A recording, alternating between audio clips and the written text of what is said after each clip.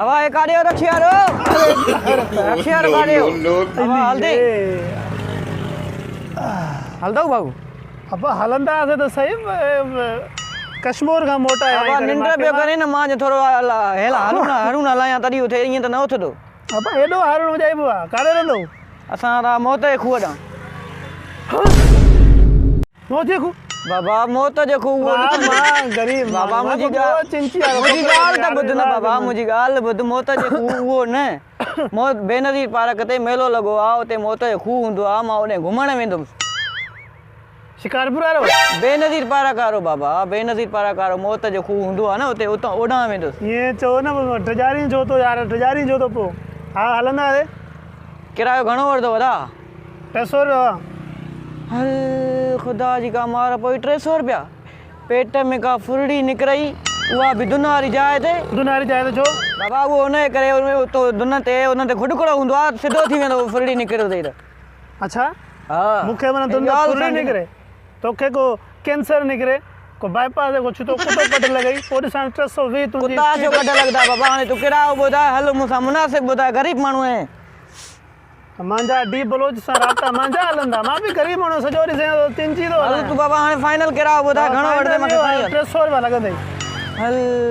हल भला हल हल वे रक्षे दे वे दा वे वे कपड़ो रखा हल दा हल जान छरे हल देर थी हलो दा कपड़ो तो रखन दे वरी फोन आई दी यार केड़ो मानू अजीब मानू असा के देर थी ओडे इन दे फोन जे मता फोन तो इंदी ना यार फोन तो इंदी ना हेलो हां मेरे दाई मिर्गी मसलो थी जा ना बाबा मिर्गी जो चक्कर थी जा भला हल आस्ते तो गला बे खुदा जी का मार भाई हवा गाल या है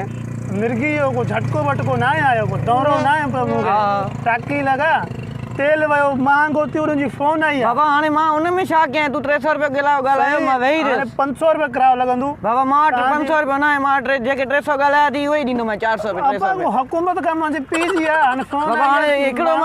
मसले के खोटाण विड़दो मैं पर विड़दो मैं ना यार मां गरीब मानू है शहर या कुत्ता सजा कढे लाइंदो बस यो कुछ न करे तो मैं गरीब मानू है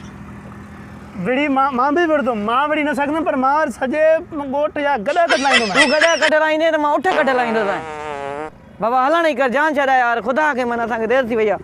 यार केड़ो कस्टमर लगो आजी का जको चे तो जो घोड़ा है जो उठ है कुत्ता तो बचाए यार पो ता के हलणो आए हलणो ना है तो सीधी गाल कयो ता के हलणो आए मां 300 रुपया पे बस वधिक ना है बाबा ने गाल या है हां मां तो 300 दे भी हलंदो पर गाल बुधारी न के बुधारी जान ना हां बुधा ठीक है मां असल में आया हे मिर्गी धोरो तो क्या भला अरे बाबा मिर्गी धोरो ना है ये दिसे तो मां असल में गाल या है मां है मोटरसाइकिल जो ड्राइवर हां गाड़ी